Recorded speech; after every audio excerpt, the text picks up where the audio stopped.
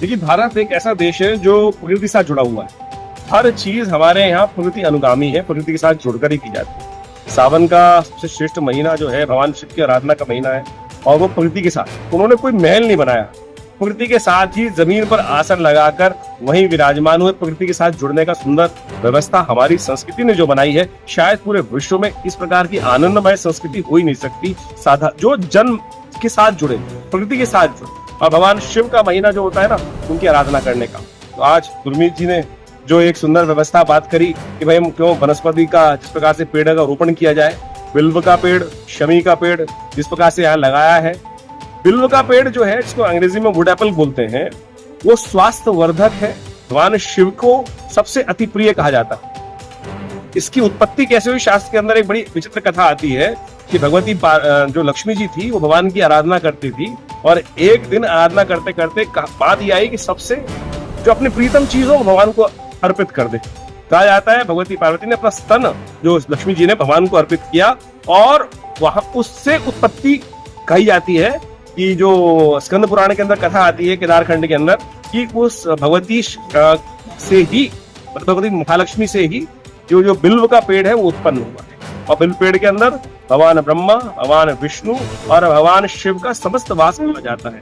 और औषधीय दृष्टिकोण से भी देखा जाए तो इस बिल्व पेड़ जो है, जो फल आता है उसका अत्यधिक महत्व कहा गया है। पेट संबंधी बीमारियां, कब्ज इत्यादि हो, पेट संबंधी बीमारी हो, खोपड़ी संबंधी, स्नायु संतन संबंधी बीमारी हो, उन सब के लिए अद्भुत रूप से ये लाभ देने वाला पेड़ माना जाता है। और इसकी आराधना शिव के जब की जाती है तो कहा जाता है त्रिदुलम त्रिगुणाकारम त्रिनेत्रम च त्रिधायुधम त्रिजन्म पाप संहारम बिल्वपत्रम शिवार्पणम। ये तीन पत्ते जो है ना, यही शिव की अभिव्यक्ति करते हैं। और तीन पत्ते जो सतरजस्तम और ब्रह्मा विष्णु महेश तीनों की अभिव्यक्ति करते हैं। और शिव को एक ये समर्पित कर दो श्रद्धा के साथ, तो कहा जाता है कि कोटि कन्या महादानम बिल्वपत्रम शिवार्पणम।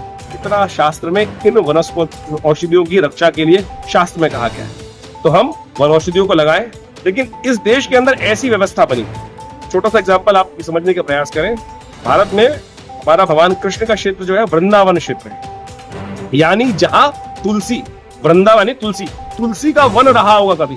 और आज इस देश की सरकारों ने ऐसी व्यवस्था बना दी कि वहां तुलसी गायब कर दी, और कीकर, काबली कीकर जो किसी काम नहीं आती, वो वहां पर उसको आकाश मार्ग से फैलाकर ऐसी व्यवस्था बना दिया गया कि हमारे पूरे आध्यात्मिक महत्व के साथ साथ उसकी जो जनौषधि, जो वास्तविकता में तुलसी का पूरे विश्व ने कोरोना में देखा है। तो हमारे संस्कृति के साथ दुराग्रह करने के लिए इन अज्ञानी सरकारों ने जो कार्य किया है, आज हमको उन वनौषधियों का महत्व समझना चाहिए।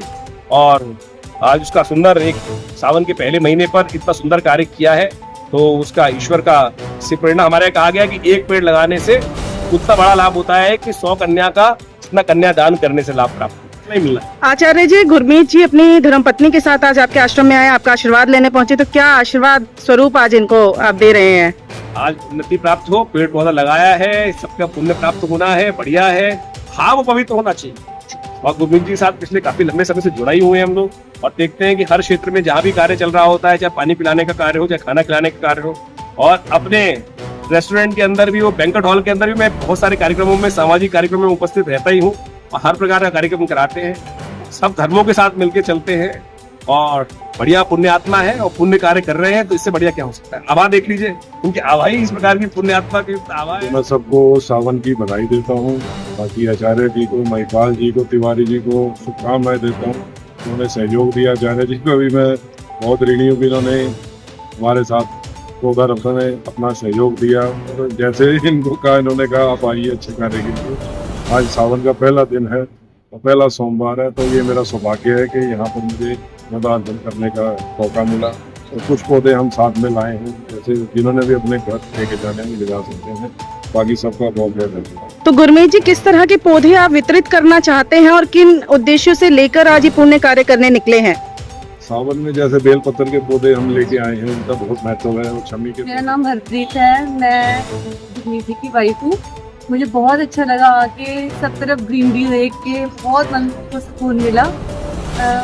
मतलब ऐसा लगा जैसे कि हम पंजाब में आ गए हैं, वही वाली फीलिंग आ रही है। और प्लांट्स के बीच में तो वैसे ही अच्छा लगता है, गर्मी की फीलिंग नहीं आ रही बिल्कुल भी। पौधे लगा के तो और भी बढ़िया लगा। बहुत मतलब सबसे मिलके, आचार्य जी से मिलके भैया से मिलके बहुत अच्छा लगा। सराहनीय कार्य है।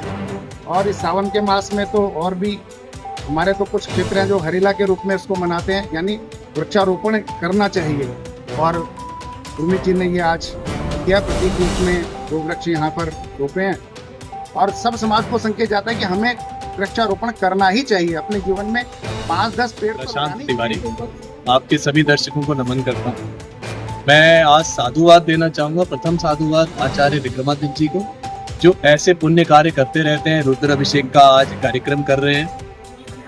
जब समाज में से बैलेंस गायब हो जाता है ना, कि हम पूजा पाठ, अच्छे कार्य, इन सब का बैलेंस गायब हो जाता है, तभी ऐसी हानियां होती है, समाज में विकृतियां।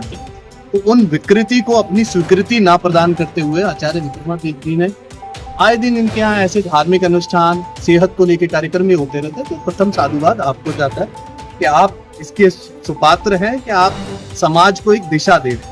दूसरा आज का साधुवाद दूंगा मैं श्री डॉक्टर गुरमीत सिंह सूरा जी को। गुरमीत जी ने पर्यावरण को देखते हुए तो ये संकल्प लिया ही है कि मैं ग्रीनरी पे ध्यान दूं, हरियाली पे ध्यान दूं।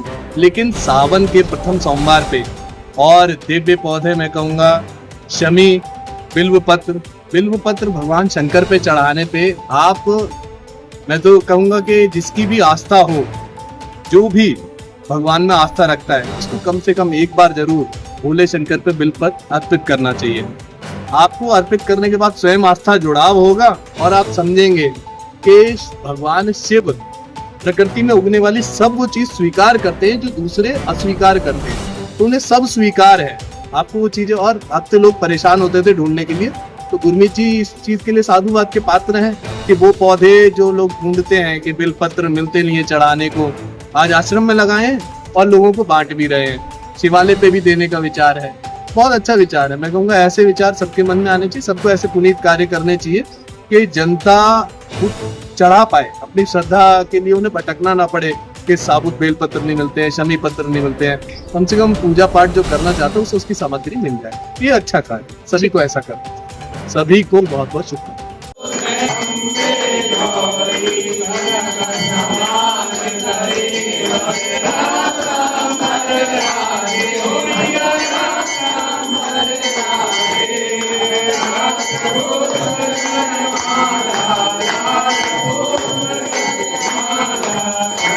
हरि हरि